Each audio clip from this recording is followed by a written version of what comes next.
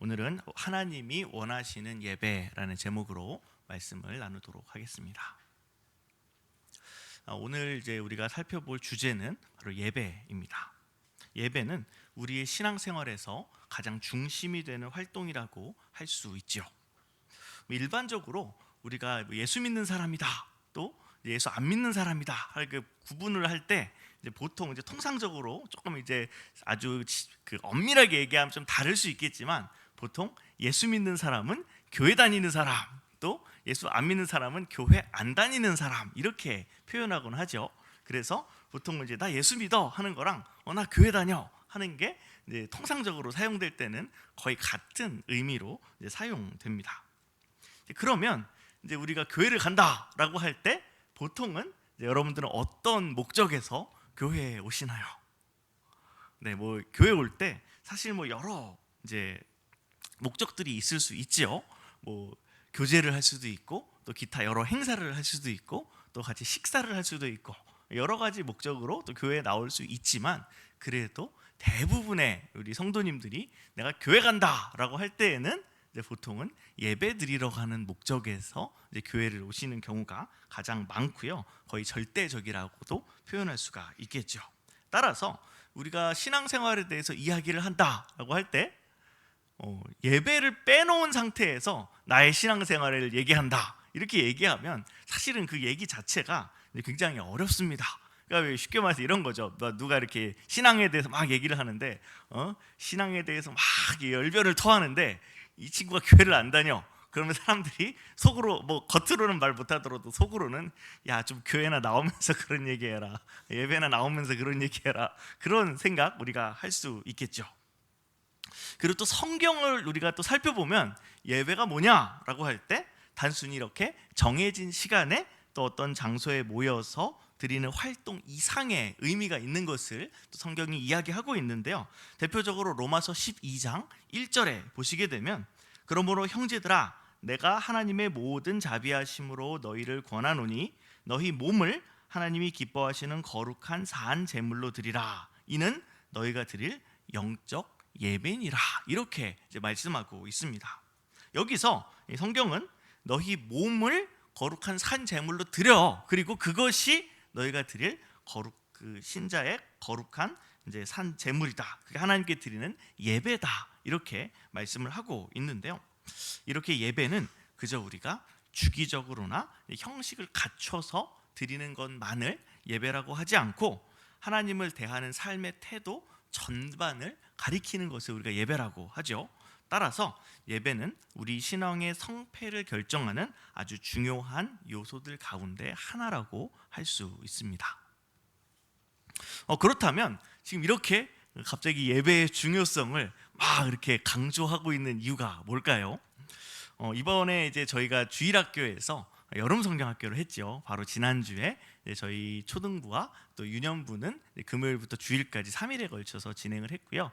또 유치부랑 영아부는 토요일부터 진행을 했는데, 이 전체 주제가 바로 나는 하나님을 예배해요 라는 주제로 또 우리 아이들에게 예배가 무엇인지, 또 우리가 어떤 대상을 예배해야 하는지, 예배의 바른 모습은 무엇인지, 이런 것들을 2, 3일에 걸쳐서 우리 아이들이 잘 배웠습니다.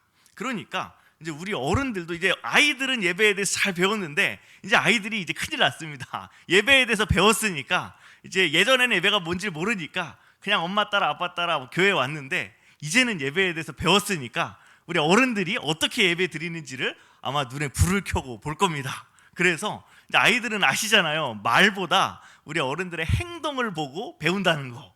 그러니까 우리가 정말 중요합니다. 우리 어른들이 예배를 잘 드리고 예배가 무엇인지를 바르게 알고 또 그대로 우리도 예배를 드리고 또 예배를 누리는 이런 일들이 있을 때, 사실 우리 온 교회가 하나님을 예배하기 위해 모인 공동체로서 또 중요한 또 변화들을 또 경험하게 될 것입니다. 또 이런 차원에서 우리가 오늘은 본문을 중심으로 예수님께서 가르쳐 주시고 또 하나님이 기뻐하시는 예배가 무엇인가 하는 것을 살펴보고자 합니다. 우리가 읽은 본문 말씀은 요한복음 말씀이고요. 예수님께서 유대에 계시다가 그 갈릴리로 올라가시는 과정에서 사마리아를 거치시는 그 과정 속에서 있었던 한 사건을 이제 다루고 있습니다. 근데 이제 이 사건에 나오는 이제 구체적인 이야기들을 이해하기 위해서는 이 유대인들과 사마리아인 사이에 어떤 이제 역사적인 이제 일들이 있었는가, 또 그들이 어떤 뭐 역사적인 갈등과 또는 신학적인 갈등을 겪고 있었는가 하는 것을 좀 아는 일이 필요합니다. 먼저 이제 유대인과 사마리아인이 사실은 형제예요. 그러니까 막 완전 남이 아니라 형제인데, 이게 왜 이게 그들의 정체성이 나뉘어지게 됐느냐? 북이스라엘이 먼저 이제 망하게 되면서 그곳을 지배하던 이제 제국이 이제 혼혈 정책을 펴면서 이 혈통적인 이 이스라엘 백성이라고 하는 혈통적인 순수성이 무너지게 되고, 또 종교적으로도 이교 신앙이 자꾸 들어오면서 좀 그런 신앙적이나 혈통적으로나 좀 혼잡한 일들이 일어나게 되고, 그러면서 이제 나타나게 된 게 사마리아인이라고 하는 이제 불리는 사람들이 등장하게 됐는데, 그래도 이제 남쪽에 있었던 유다 사람들은 어느 정도 혈통의 순수함을 잘 지키면서 나라가 망하고 바벨론의 포로로 끌려온 갔다가 돌아온 다음에도 어느 정도 순수성을 지키고, 또 신앙적인 부분에서도 그 북이스라엘보다는 조금 나은 모습이 있으면서, 그렇게 이제 서로가 쟤네들은 이방인이야 하고, 원래 이제 친했던 사람들이 사이가 나빠지면 남보다 못한 사이 되잖아요. 그러니까 이제 사마리아인들도 유대인들이랑 그렇게 역사적으로 서로 갈등하고 이제 문제가 되었던 거죠. 그리고 또 이 신학적인 부분에서 또 문제가 있었는데, 이 사마리아 사람들이 그렇다고 해가지고 하나님 여호와 하나님을 섬기는 신앙을 완전히 버렸던 건 아닙니다. 그러니까 그들도 우리 조상은 야곱이야, 우리 조상 아브라함이야 라고 하면 우리는 하나님을 섬기는 하나님의 백성이야 라는 의식을 그래도 가지고 있었던 거죠. 근데 이제 또 역사 속에서 이제 예루살렘의 성전이 한번 무너지고 다시 이제 바빌론에서 돌아온 사람들이 성전을 회복하게 될 때에 이 사마리아인을 포함해서 주변 나라들 중에서도 우리도 좀 껴줘라, 우리도 같이 좀 성전 건축에 참여하자 하는데, 그 당시에 이 성전 건축을 총괄했던 이 스룹바벨이라고 하는 총독이, 이게 유다 사람이죠. 이거를 거절해요. 그럼 너네랑 같이 못한다. 이게 사실 그 당시에는 어쩔 수 없는 선택이었죠. 왜냐하면 이제 정말 신앙을 다시 잘 회복해가는 과정에서 쟤네들이 어떤 꿍꿍이를 가지고 있을지 모르는데 우리가 잘 또 지켜내고 이 성전을 잘 지어서 그 다음에 확장하는 것이 더 낫겠다. 이런 생각으로 이제 사마리아인이나 그 당시에 주변에 있었던 다른 민족들이 이 성전 참여에 우리도 참여할게라고 하는 것을 거절하기는 했지만, 이게 이제 사마리아 사람들의 입장에서는 우리를 거절해? 그럼 어디 두고 보자 하면서 이 사람들은 예루살렘 성전을 인정을 안 하는 거예요. 그러면서 옛날에 모세가 이제 자기 그 이스라엘 백성들과 함께 하나님이 축복을 선포해라라고 하신, 이것도 어찌 보면 또 그 하나님께 말씀하신 또 거룩한 장소니까 이제 귀하게 여기는 그리심산이라는 곳에서 예배를 드렸던 거죠.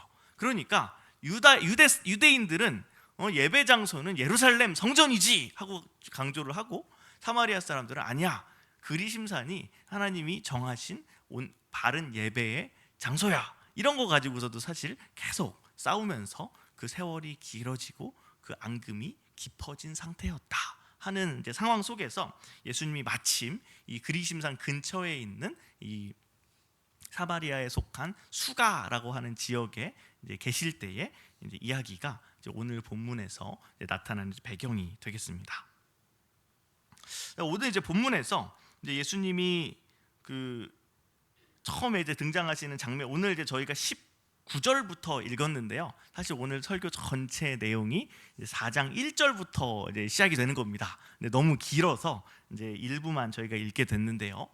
요한복음 4장에 보시면 이제 예수님이 이제 그렇게 사람들이 이제 유다 사람들을 그 사마리아 사람들 서로 안 좋아하니까, 보통 이제 유대 사람들은 유대에서 갈릴리로 올라갈 때 사마리아 땅 밟지도 않고 이렇게 돌아가는 게 보통인데, 예수님은 사마리아 땅을 그냥 밟고 지나가셨다라고 하면서 이제 이야기가 시작이 되는 거죠.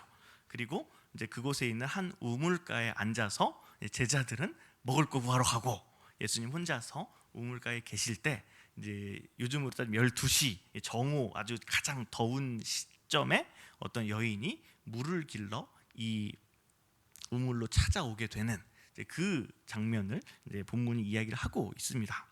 이때 이 예수님이 이 여인한테 말을 거세요. 뭐라고 말을 거시냐면 나한테 물 좀 줘 이렇게 요청을 하는 거죠. 근데 이 요청 사실 우리가 그냥 언뜻 읽을 때에는 뭐 목마르면 물 달라고 할 수도 있지, 여기 우물가인데, 그렇게 생각할 수도 있겠지만 이게 이 당시의 문화나 이런 역사적인 배경을 생각해 보면 굉장히 놀라운 일인 겁니다. 왜냐하면 일단 유대인들은 이 사마리아 사람들 상종도 안 하는데 거기서 대고 물어본 것도 그렇고, 남자가 여자한테 뭔가를 요청하는 듯이 질문을 하는 것도 사실은 이 당시의 문화로 볼 때에는 그렇게 일반적이지 않은 행동이었다는 거죠. 그래서 이제 여인은 이제 예수님이 이렇게 말씀함을 거니까 놀라는 거예요.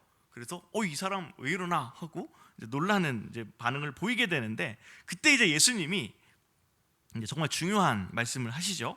하나님의 선물과 자신이 줄 수 있는 생수에 대해서 예수님께서 말씀을 하시는 겁니다. 그러니까 사실 예수님이 생수를 물을 좀 달라라고 하는 거가 중요한 게 아니라 내가 어떠한 존재고 내가 너에게 지금 무엇을 줄 수 있다라고 하는 것을 말씀하시면서 이제 대화를 이어가고 계신다는 것입니다.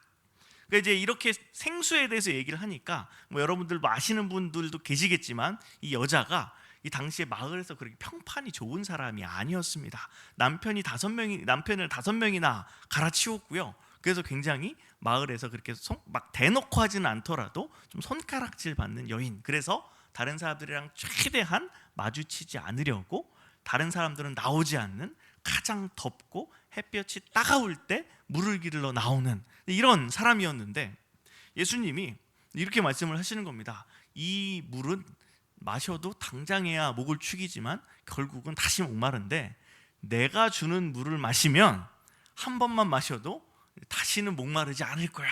이런 얘기를 딱 하니까 이 여자가 이제 순간적으로 혹하는 거죠. 그래서 그런 물이 있으면 나도 좀 주세요. 그래서 내가 진짜 이렇게 사람들 앞에 어쨌든 간에 나와서 물 기는 일도 좀 하지 않도록 해주십시오. 이렇게 이제 얘기를 하고, 거기에 대해서 예수님이 정말 그 마을 사람이 아니고서는 알 수 없는 정보죠. 그러니까 네가 남편이 5이 있는데 지금 같이 사는 사람도 네 남편이 아니구나 하면서 이 여자에 대해서 막 이야기를 하시니까 이 여자가 더 놀라게 되는 겁니다. 그러면서 이분이 보통 분이 아니구나 하는 거를 이제 딱 이제 눈치를 채고 19절에 보면 당신 가만히 보니까 선지자이신 것 같으세요? 라고 이제 반응하는 그러한 모습이 이제 오늘 본문의 이제 전반부에 해당하는 내용입니다. 제가 좀 길게 이 전반부의 내용을 좀 소개를 했는데요. 이게 저희가 본문을 읽질 않았기 때문에 전체 내용을 조금 이제 말씀을 드렸습니다.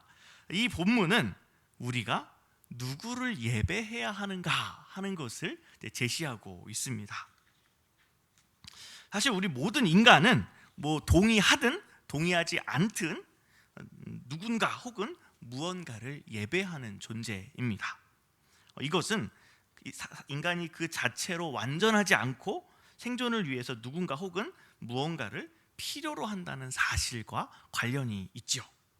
예를 들어서 우리가 사는데 꼭 필요한 거 보통 3가지 꼽죠. 뭐가 있을까요? 의식주, 가장 우리가 흔하게 꼽는 거죠. 의식주는 인간의 생존에 가장 필요한 것들을 딱 이게 대표적으로 묶어서 표현한 것인데, 이게 없으면 물리적으로 인간이 삶을 유지할 수가 없습니다. 따라서 이런 것들이 결핍됐다, 만약에 먹을 게 없다 이런 상황이 되면 사람들이 아주 큰 두려움을 느끼죠. 이게 어느 정도냐면 당장에 내가 먹을 게 있어, 그래도 내가 먹을 것을 얻을 수 있는 수단이 없어, 갑자기 사라졌어. 이러면 당장에 내 눈앞에 먹을 게 있어도 미래에 있을 어려움을 상상해가면서 두려워하고 걱정하는 게 이 인간의 모습이라는 겁니다.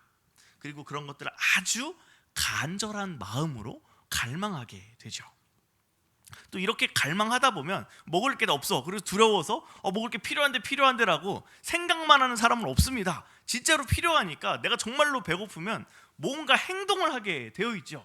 그러니까 정말 우리는 우리의 삶에 정말로 필요하고 우리 삶에 또 나아가서 의미 있게 하는 것을 이제 위해서 이제 정말 그걸 갈망하는 태도를 가질 뿐 아니라 또 그것을 위해 행동하는 존재이고요. 이러한 필요에 대한 태도와 행동이야말로 다름 아닌 성경이 이야기하는 예배의 본질이라고 할 수 있습니다. 다시 말해서 다른 어떤 것과도 바꿀 수 없고 지극한 마음으로 갈망하는 대상만이 우리가 정말로 예배하는 대상인 것입니다. 그리고 이런 차원에서 우리는 모두가 무언가를 예배하고 있고요. 또 성경은 이렇게 우리가 모든 인간이 사실 실제로 갈망해야 할 대상이 오직 하나님뿐이시다라는 것을 이제 가르치고 있죠. 실제로 인간은 처음 이제 최초의 하나님이 인간을 지으실 때부터 우리의 필요를 하나님께로부터 채움받도록 지음받은 존재입니다. 그러니까 그 하나님을 우리가 갈망하는 거죠. 하나님을 예배하는 거죠. 그래서 하나님을 예배하고 하나님만을 예배하는 존재로 지음을 받았다는 것입니다.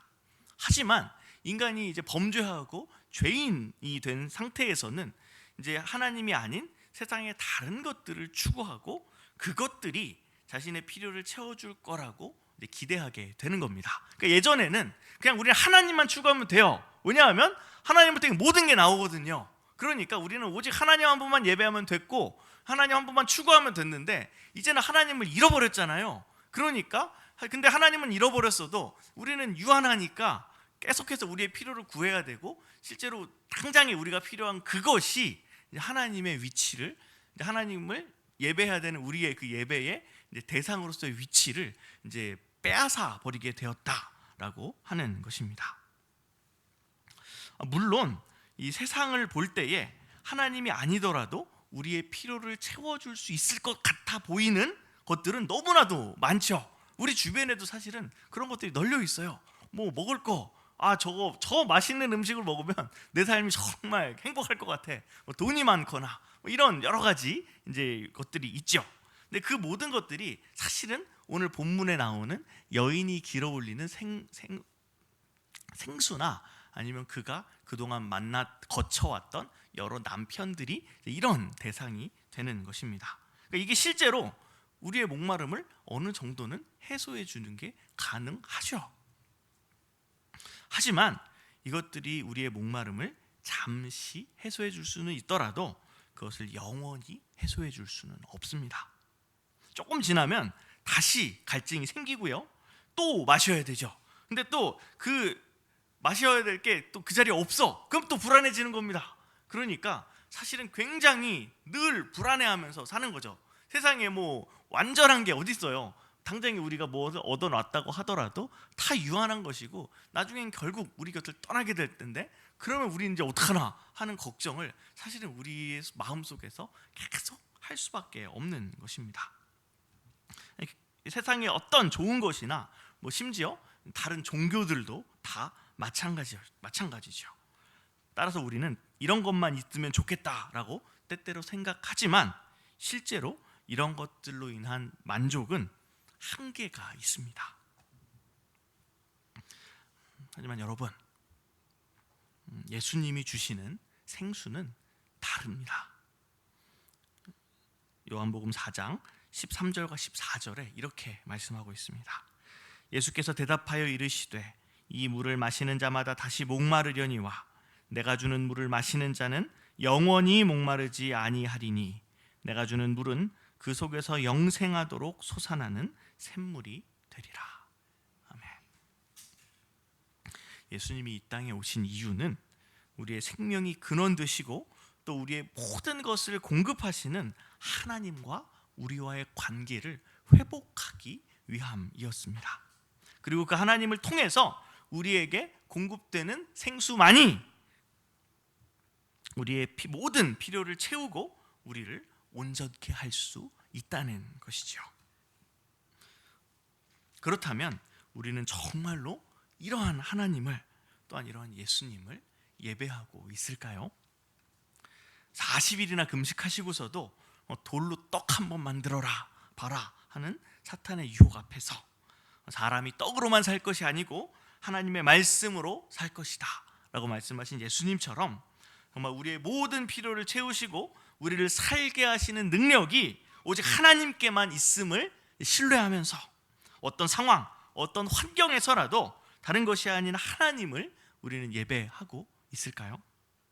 아니면 돈이나 먹을 거나 그 밖에 어떤 다른 대상을 하나님께 예배하고 있지는 않습니까?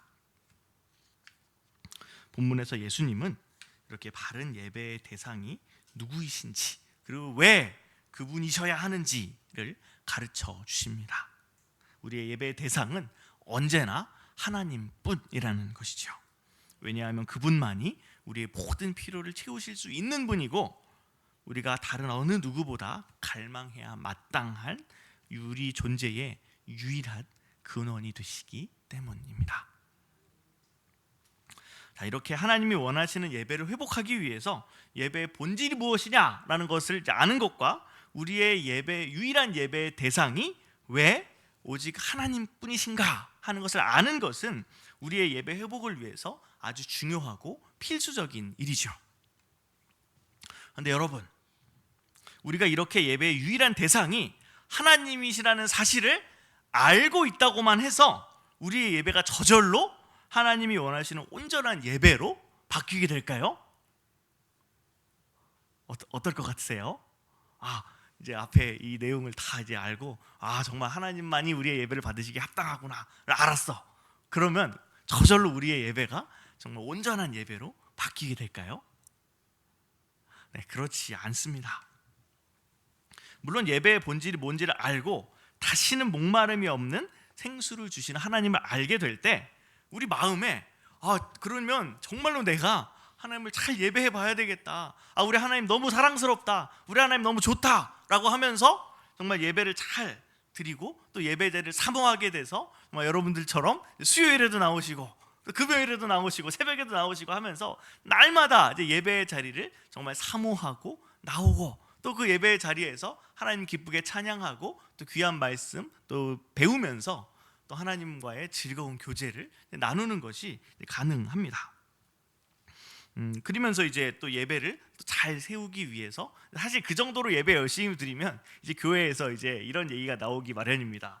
그 교회에서 예배를 열심히 드리시는데 뭐 성가대 한번 해보지 않으시겠습니까? 또 우리 아이들을 또 잘 가르쳐야 되면 교사를 해보지 않으시겠습니까? 이러면서 여러 또 교회의 봉사에 대해서 이 봉사들도 사실은 궁극적으로는 다 예배를 세우는 일들이죠. 이런 봉사에 이제 또 권유를 받게 되는 경우들이 있습니다. 그런데 이렇게 정말 예배가 너무 좋고 또 예배를 해서 정말 하나님을 집중하는 예배가 사실은 시간이 지나가면서 왜곡되는 경우를 사실은 우리들 자신의 경험에서도 볼 수가 있고 또 우리가 정말 존경하던 우리 신앙의 선배들의 모습 속에서도 사실은 심심찮게 볼 수 있습니다.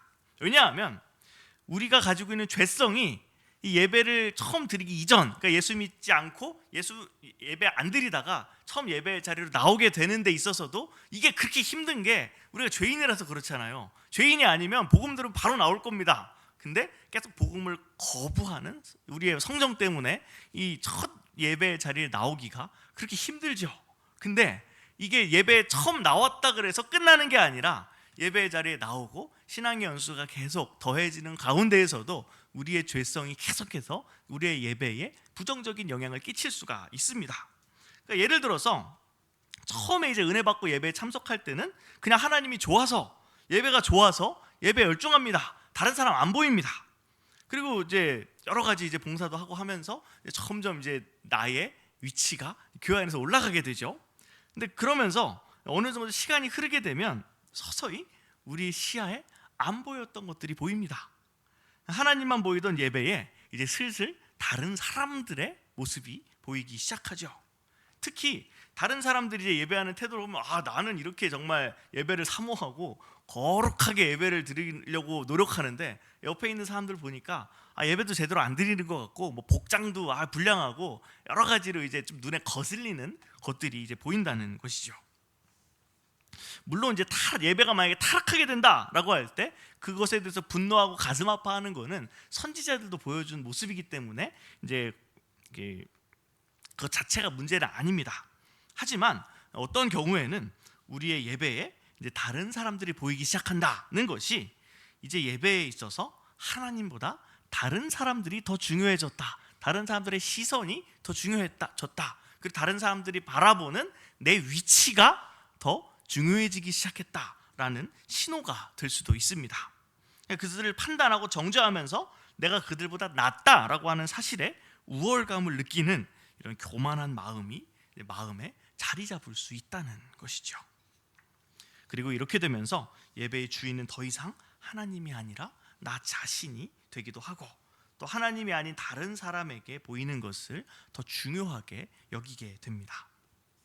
봉사하고 열심히 봉사하고 헌신을 해도 이런 방식으로 봉사를 하고 헌신을 하고 있다면 그것은 이미 바른 예배에서 탈선하고 예배의 균형을 잃은 모습이라고 할 수 있겠죠. 이렇게 하나님을 참되게 예배하기 위해서는 우리가 예배가 정말 중요한 거구나, 우리는 하나님만을 예배해야 되는 거구나, 하나님을 사랑해야 되는구나 라고 하는 어떤 예배의 동기나 또 예배의 목적에 대한 의식과 더불어서 바른 예배의 방법도 알아야 합니다. 그래서 오늘 본문을 보면 예수님께서도 이제 앞에서 예배의 대상에 대해서 말씀하시고 나서는 바른 예배의 방법을 가르쳐 주시는 것을 발견할 수가 있죠.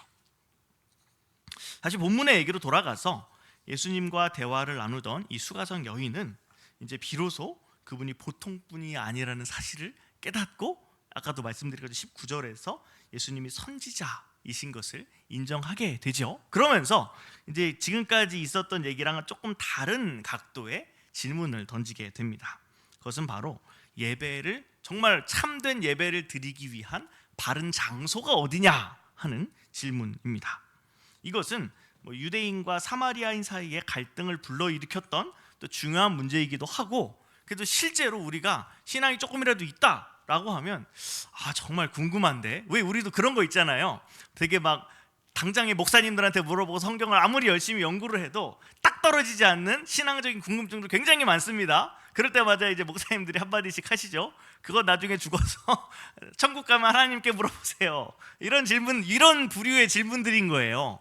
근데 그래도 이제 선지자, 좀 신령한 사람, 뭔가 다른 사람들이 모르는 것을 알 것 같은 사람이 눈앞에 나타나니까 이제 그거 물어보는 겁니다. 근데 그게 바로 예배를 드려야, 그 참된 예배에 드려야 하는 장소가 어디입니까? 예루살렘입니까? 그리심산입니까? 이거 이제 물어보는 것입니다.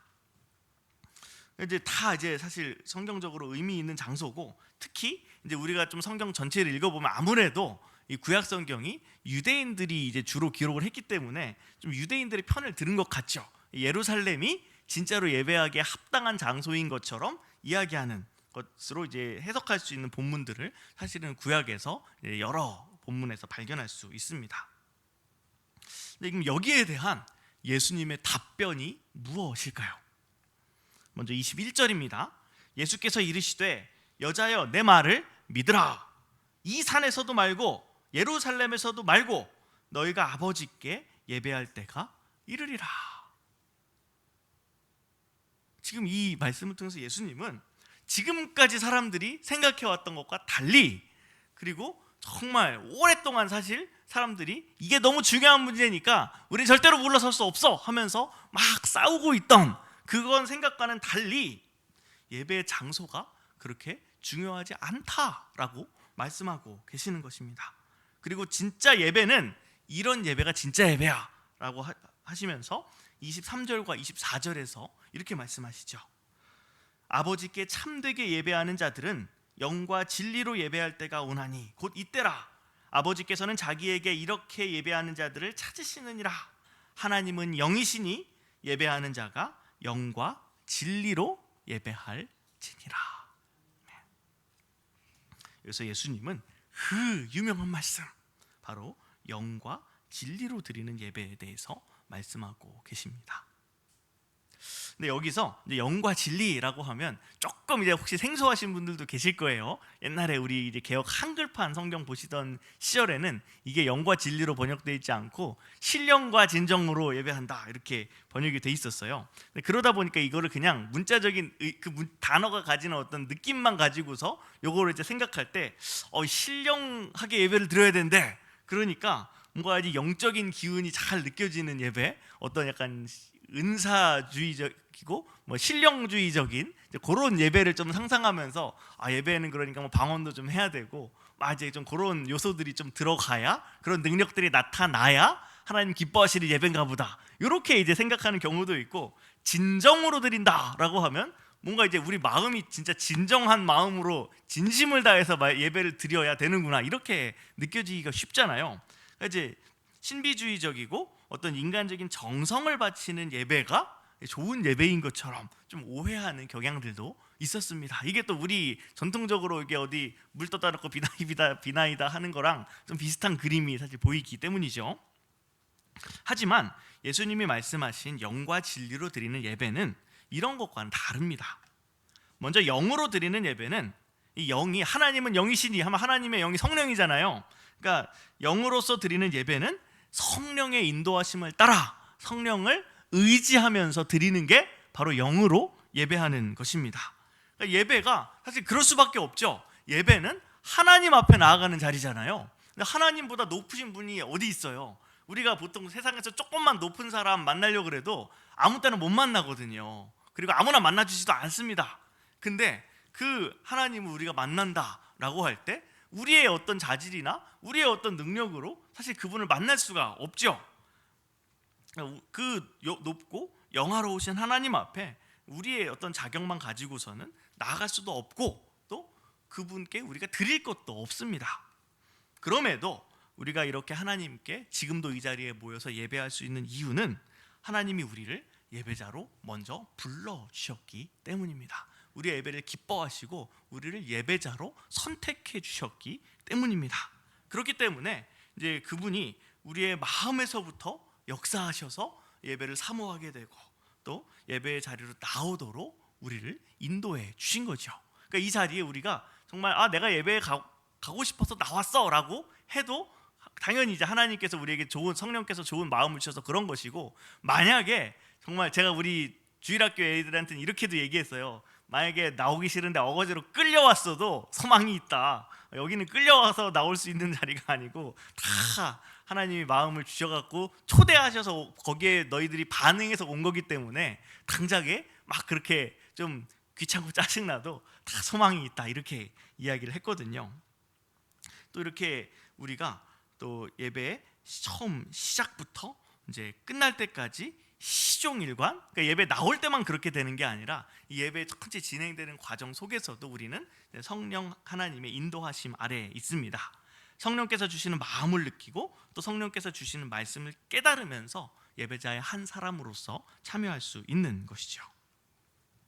그리고 또 앞에서 언급한 대로 우리가 하나님을 사랑하는 마음을 가지고 처음에 정말 순수한 마음으로 예배하더라도 어느 순간 죄의 영향을 받아서 마음이 기울어질 수 있잖아요. 근데 그것도 우리 힘으로 사실 저항이 안 돼요. 이거는 우리의 거의 뭐 본성에 해당하는 거니까요.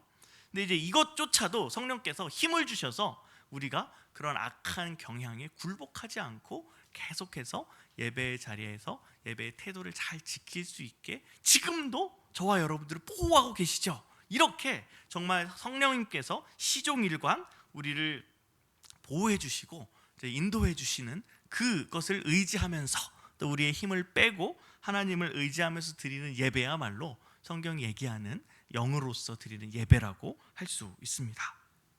또 이렇게 우리가 예배하기 위해서 사실 예배를 위해서 기도해야 합니다.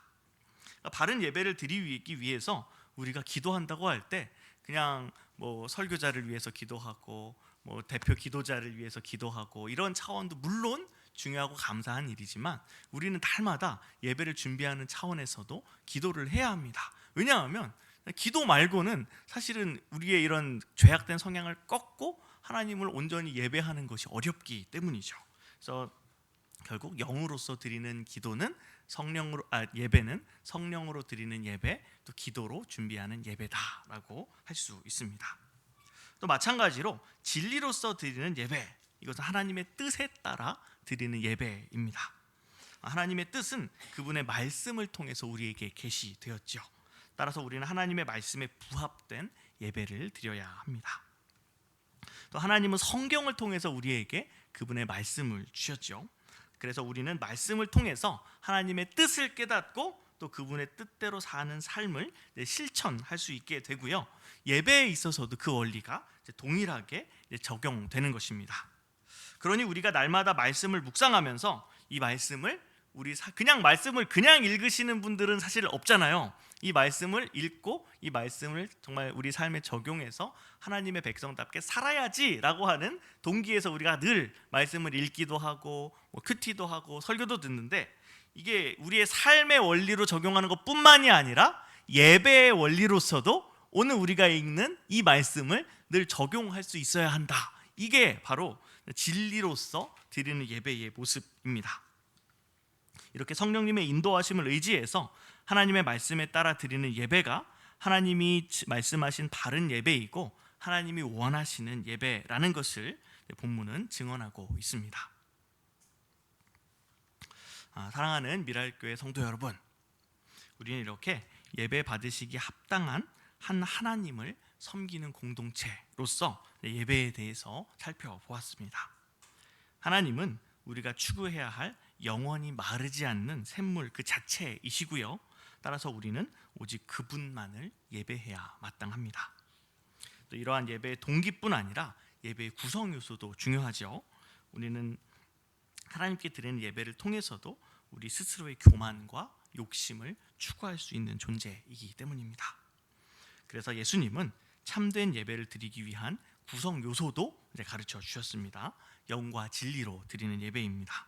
성령과 말씀으로 드리는 예배, 또 기도와 성경으로 드리는 예배입니다. 이제 마지막으로 한 가지 적용점 하나만 말씀드리고 이제 설교 마무리하도록 할 텐데요. 이제 이 제안이 뭐냐?